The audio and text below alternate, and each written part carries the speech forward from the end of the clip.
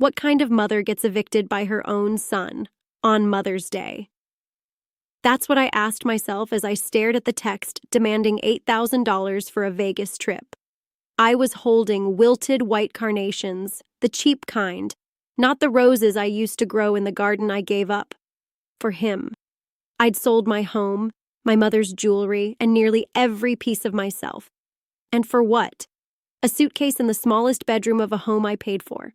People ask how I got here. But maybe the better question is, how did I let it happen for so long? It didn't happen all at once. That's the thing about betrayal. It's slow, quiet. It creeps in, wearing the mask of love and concern.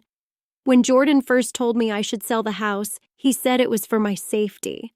Mom, that place is too big for you now. What if you fall? What if you forget the stove again? He said it like he was worried, like he was helping, and I believed him. I sold the home where I raised him. 37 years of memories, laughter echoing off walls that had seen birthdays, report cards, scraped knees, and heartbreak. Gone. I moved into his apartment. My apartment, technically. I paid for it with the money from the house sale. But I lived in the smallest bedroom, with my clothes in suitcases and my photos boxed up because Phoebe, his wife, said they didn't match her aesthetic. "We're going for a clean look," she told me. Translation? My life didn't belong here. Still, I stayed. I told myself it was temporary, that families made sacrifices, that being close to Jordan, to his daughter, would be worth it. I didn't realize the sacrifices would only be mine. It started with small requests. "I'm a little short this month, Mom," or "Can I borrow your card for just a couple days?" Then came the bigger ones. Emergencies, he called them. Business investments. Always just one more thing. And I gave. Because that's what mothers do, right? We give, even when it hurts. Then he found the jewelry. My mother's sapphire ring. The pearl earrings she wore to my wedding. The silver bracelet I'd hidden away, planning to give to his daughter someday when she was old enough to understand what it meant to carry the stories of the women who came before her. He sold them. Didn't even ask. When I confronted him, he shrugged. "It's just stuff," he said. "You weren't wearing it. Phoebe needed a new car." I didn't know how to respond to that. I just folded in on myself a little more. The memory lapses started around then, or maybe I just noticed them more, forgetting a word mid-sentence, misplacing keys. Nothing serious, nothing I hadn't done before, but Jordan latched onto it. "You're not safe alone, Mom," he said. "You're getting confused." And I started to doubt myself. I, who had taught high school English for 40 years, who had balanced checkbooks to the penny, who had raised a child through every phase of life, I started to believe I was slipping. The final blow came in the form of a text on Mother's Day. "I need $8,000 for my trip to Vegas with the boys. You have until Friday. No Happy Mother's Day. No I love you. Just a demand, a threat." I typed back slowly, my arthritic fingers shaking. "I can't help you anymore." The reply came instantly. "Then pack your shuti and leave my house today." And that was when I realized it had never been my house. And maybe he had never really been my son. I didn't cry. Not right away. I just stared at the phone, the words swimming until they blurred. "Leave my house today." The house I bought. The roof I put over his head. Again. At 73 on Mother's Day, I was being thrown out by my only child like last week's leftovers. The carnations on the counter looked more pathetic by the second, cheap, wilting, almost mocking. I set the phone down, walked to the window, and watched the city go by, cars rushing, people moving, living. And there I stood, invisible behind the glass, holding my breath in a place that never really welcomed me. I went to the bedroom. My bedroom, if you could call it that. 2 suitcases in a corner. My life reduced to luggage. The closet had never held my clothes properly. Phoebe said my things were too bulky for the space. Said I should leave them in storage. So I did. As if I knew this moment was coming, I knelt slowly and pulled out the manila envelope I'd hidden beneath my sweaters. Inside, cash, documents, and a letter. I had written it 6 months ago, after another one of Jordan's so-called emergencies. I couldn't sleep that night. The guilt was too loud.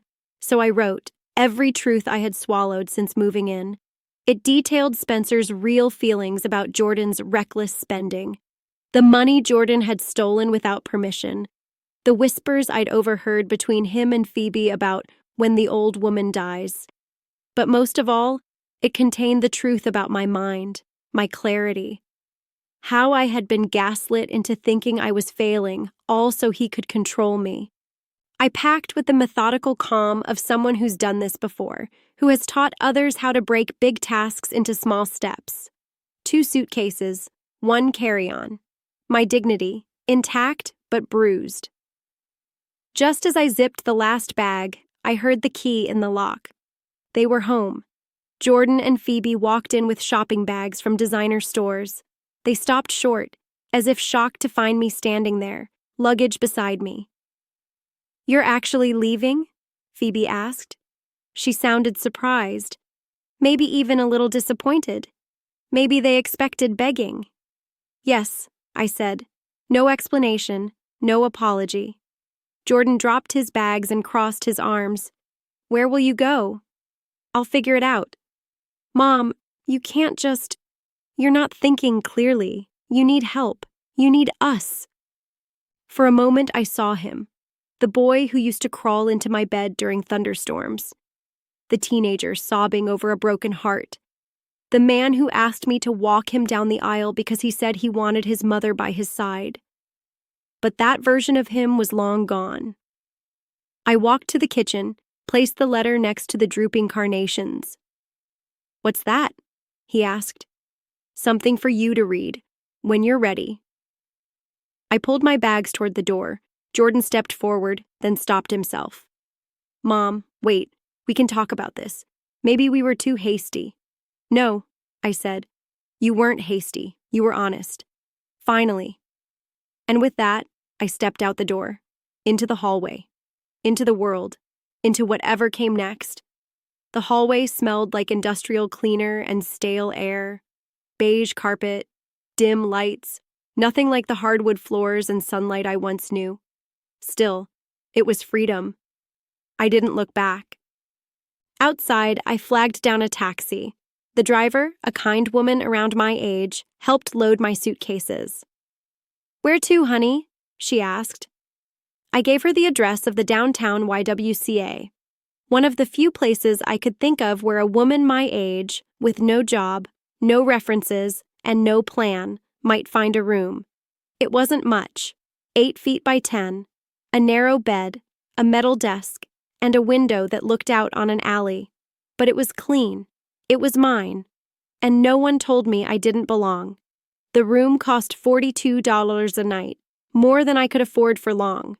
But I had a plan. Sort of. I'd hidden a little over $12,000 in a secret account. My pension.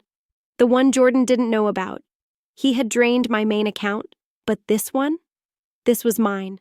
My last safety net. I unpacked slowly, hung my dresses in the small closet, lined up my medications on the desk, set Spencer's photo, one of the few things I managed to keep, on the nightstand. For 3 days, I barely left the room except to eat and walk the neighborhood. I was relearning how to exist. On Thursday morning, I sat at the desk, counted my money, and faced the reality. I needed work. I'd been retired for almost 2 years, and I was 73. What could I do? So I did what I'd always done. I went to the library. The old Carnegie building downtown still smelled like history and wood polish. I used one of their public computers and searched for jobs. Most of what I found required strength or speed I didn't have anymore. But then I saw it. Part-time literacy tutor needed for adult education program. Evening hours. Experience preferred. Only 6 blocks from the Y. I printed out the application, filled it out right there, and walked over. The neighborhood learning center used to be a department store. Its large windows looked into a world of purpose. Adults at desks, kids in the corner, tutors at whiteboards. Inside, The director, Carmen Rodriguez, had silver-streaked hair and a warm smile. When she saw my resume, her eyes lit up. 40 years teaching English? That's impressive, she said. What brings you here? I had planned a neat answer, something about giving back, but instead, I told her the truth. I need the work, and I believe reading changes lives. She looked at me for a moment, nodded, and said, "When can you start?" That Monday, I returned as a tutor. 3 evenings a week, $12 an hour, not much. But it wasn't about the money. There was Miguel, who wanted to read his daughter's school books. Sadi, a young mom studying for her GED. James, a veteran working through memory loss to understand letters his grandfather left him. For the first time in a long time, I wasn't being drained. I was being filled. Something was shifting, something I'd forgotten how to feel. I wasn't just surviving anymore. I was becoming someone new. At first, I moved like someone in recovery, each step tentative, each routine unfamiliar. But the work, oh, the work, lit something inside me that I thought had gone dark. These weren't students in the traditional sense. They were adults with stories, scars, and hopes. They came tired from work, some still in uniforms, but they came. They wanted to learn, and I wanted to teach. Miguel showed up in steel-toed boots, rough hands clutching a pencil like it might break. He wanted to read his daughter's bedtime books, to help her with homework. Sadi arrived balancing her GED workbook in one hand and her sleeping infant in the other. James, the veteran, had trouble with memory, but carried determination like armor. Every evening, I'd step into that repurposed building and feel like I was stepping into something sacred. This wasn't just tutoring, it was connection. I didn't feel forgotten anymore. I felt useful, seen, needed. My days took shape. Morning walks around the block where I started recognizing people. The woman who fed pigeons, the bus driver who always waved. I went to the library again, not for job searches, but to read, to write. I started keeping a journal. At first, it was awkward. Then the words started pouring out like they'd been waiting all along. I even went to a thrift store, something Phoebe would have scoffed at, and bought pants that fit, shoes that didn't hurt, and a jacket that felt like it belonged to me. My old, carefully curated wardrobe felt like a costume now. Part of a performance I no longer wanted to give.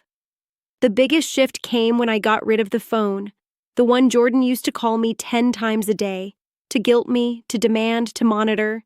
I bought a basic model. No apps, no tracking, just a phone that rang when I wanted it to. Jordan couldn't reach me, couldn't find me. And for the first time in months, silence felt like peace, not loneliness. The YWCA began to feel like home in its own strange way. The women there didn't ask questions I wasn't ready to answer. They offered leftovers, advice, and shoulders when needed. Mrs. Miller had been there for years since her husband died.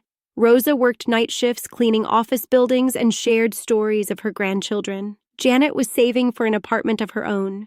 We had no pretenses. We were women who had lost things: homes, spouses, money, respect, but we hadn't lost ourselves completely. We were finding our way back. And slowly, I began to rebuild. Not just a life, but a sense of identity.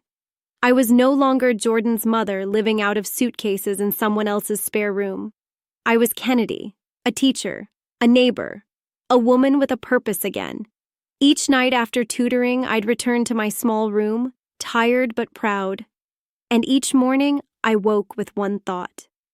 I'm still here, still learning, still becoming. The crisis came quietly, like they always do, just another Tuesday evening. I was working late with James, helping him piece through a paragraph when we heard voices rising from the main classroom. Carmen's voice, usually warm and steady, sounded strained. "You can't just cut our funding like this." James looked at me, his pencil frozen mid-air. "Should we?" "Yes," I said, closing our workbook. "Let's see what's going on." The scene hit me like a punch. Carmen stood facing 3 city officials, 2 men and a woman in expensive suits, flanked by a man with a camera. They weren't here to learn. They were here to deliver a sentence. "This building has been sold to developers," the woman said. "Your lease will not be renewed. You have until January 31st to vacate. 6 weeks. 6 weeks to uproot what we had spent years building." Carmen argued passionately about the people, the programs, the lives changed, but they weren't listening. Their eyes drifted past her. The camera kept rolling. I saw Miguel lingering at the door, dust still on his work boots. Sadi held her sleeping baby. James stood beside me, tall and quiet. More students gathered, confused, anxious, and something inside me cracked. "Excuse me," I said, stepping forward. The officials barely glanced at me. "Ma'am, this is a private—" "No, it's not," I said. "This is a public decision affecting public lives." I wasn't sure what made me do it. Maybe it was the years of watching people like Jordan make decisions for me. Maybe it was watching these students, these adults, be treated like afterthoughts. Maybe I just got tired of being silent. "How much will the city make from the condos?" I asked. The man consulted his tablet. "About $2.8 million a year.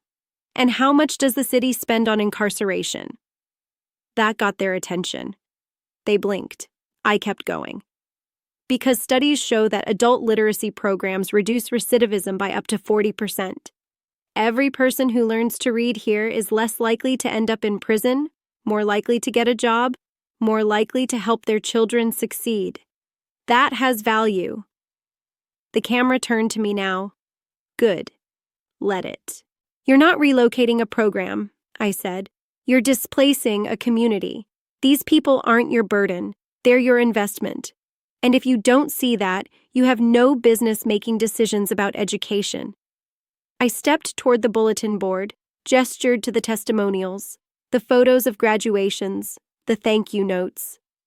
"James served in Afghanistan. He's learning to read again so he can read his daughter bedtime stories. Miguel is reading at a 6th grade level now. Sadi passed her GED practice test last week." One by one, the students stood with me. Not props, people.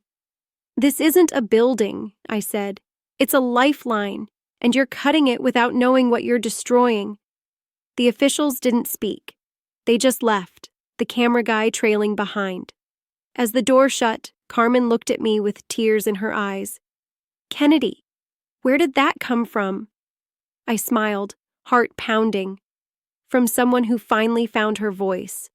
The news story aired 3 days later. I was eating toast in the YWCA's community room when Mrs. Miller called out, "Kennedy, isn't that you?" I looked up, and there I was on the TV. Silver hair glowing under fluorescent lights, voice steady, eyes unflinching. The segment was titled Community Fights for Learning Center. It featured my speech, James talking about reading to his daughter, and Carmen passionately advocating for our students. The fallout was immediate and miraculous. Carmen's phone rang nonstop. Emails poured in. Donors who had never noticed us before now wanted to help. Foundations offered to sponsor programs. A local college volunteered space. And the mayor's office? They requested a meeting. I should have felt overwhelmed. Instead, I felt ready. The article that followed in the Tribune changed everything. "Retired teacher becomes voice for adult literacy," it read.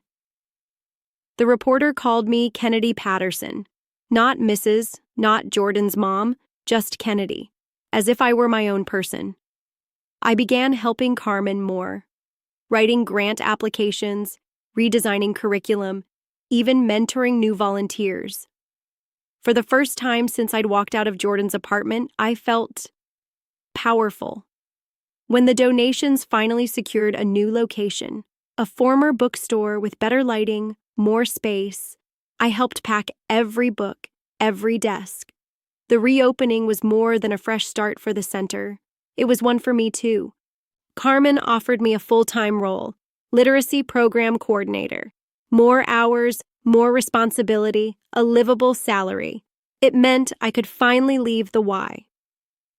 I found a small studio apartment 6 blocks from the new center. It had built-in bookshelves and a window that caught the morning light. I furnished it slowly, piece by piece, a soft blue reading chair, a sturdy writing desk, a quilted bedspread I picked out just for me. I was no longer surviving. I was building. Not just a home, but a life. People started to take notice. Other learning centers asked for advice. Universities invited me to speak on panels. I wrote essays about education and aging that were picked up by local magazines, then national ones. I wasn't invisible anymore. I was a resource, a voice, a leader.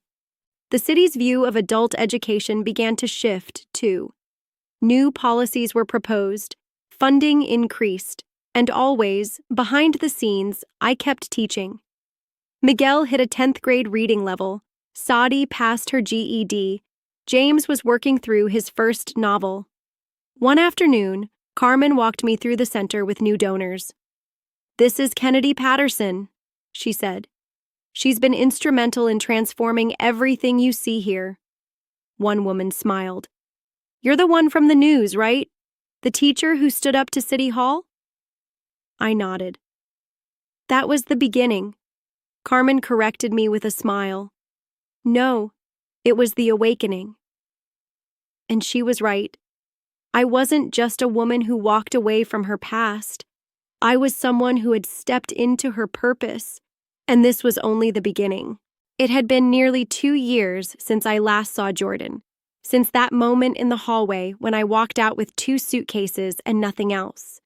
In that time, I had rebuilt myself from the ground up, not just financially, but emotionally. Spiritually. I had learned how to live without apology. So when my assistant knocked on my office door and said, "There's someone here to see you," says he's your son, I froze. Through the glass window, I saw him, pacing, thinner, older, his usual confidence worn down into something close to desperation. I told her, "Give me 5 minutes."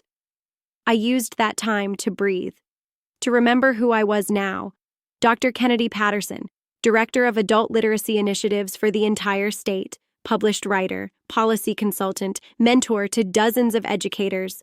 I was not the woman who once begged to hang family photos in a home she paid for but wasn't allowed to decorate. When Jordan finally entered, he looked around the office like he didn't recognize the world I'd built. "This is impressive," he said. "Thank you," I replied, motioning to the chair across from me. "Please sit." He stayed standing. "I've been looking for you for 2 years, Mom. Do you know how that feels?" "Probably about as hollow as being told to pack your things and leave on Mother's Day," I said calmly.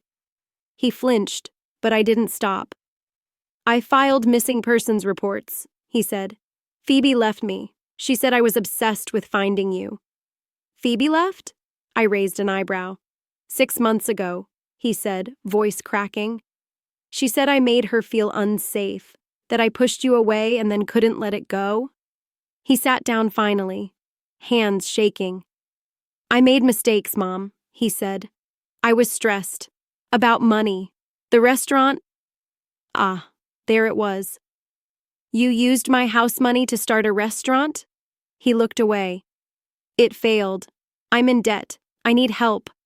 I leaned back, staring at this man who still believed I existed to bail him out. "How much?" "About $40,000. But with your position now, I can't help you," I said. "You mean you won't?" His voice hardened. "That's right," I said, "because this isn't about forgiveness. It's about patterns. And I won't go back to being your safety net. I gave everything, my home, my savings, my mother's jewelry, and you took it all, then told me to leave." He stood up sharply. "You've changed." "Yes," I said. "I've become someone who values herself." He looked around again, at the framed photos of students graduating, the awards on my wall, the calendar filled with consultations. "You're not even my mom anymore." I didn't flinch. "Maybe I'm not the mom you remember, but I am the woman I was always meant to be." He didn't say another word, just turned and walked out. I sat back down, heart pounding but steady. Moments later, a text buzzed in. James. Got into community college, starting in the fall. Thank you for believing in me. I smiled. I hadn't lost a son. I had found a legacy. That night, I drove to the cemetery. I hadn't visited Spencer's grave since I left Jordan's apartment. Back then, I was too ashamed. I thought I'd failed, not just as a mother, but as a person. Now I came with a different kind of weight. Not regret. Purpose. I sat beside Spencer's headstone and told him everything. About Miguel reading to his kids, about Saudi earning her GED, about James applying to college, about the center we saved and the future we were building, and about the woman his wife had finally become. I think you'd be proud of her, I whispered to the quiet dusk. The next morning, I accepted the biggest role of my life, leading the state's new educational equity initiative. I'd be traveling, consulting with programs across Illinois, helping shape policy that put people, real people, at the center of decision-making. It was daunting. It was exactly what I was meant to do.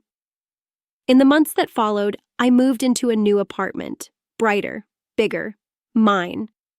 I filled it with thrifted furniture that felt right, a bookshelf filled with student stories, a photo of Spencer and me on our wedding day, a framed copy of the Tribune headline, From High School to Second Chances.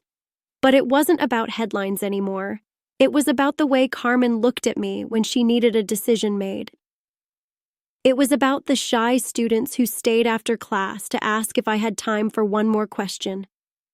It was about the community I built, not through birth or obligation, but through respect, shared purpose, and trust.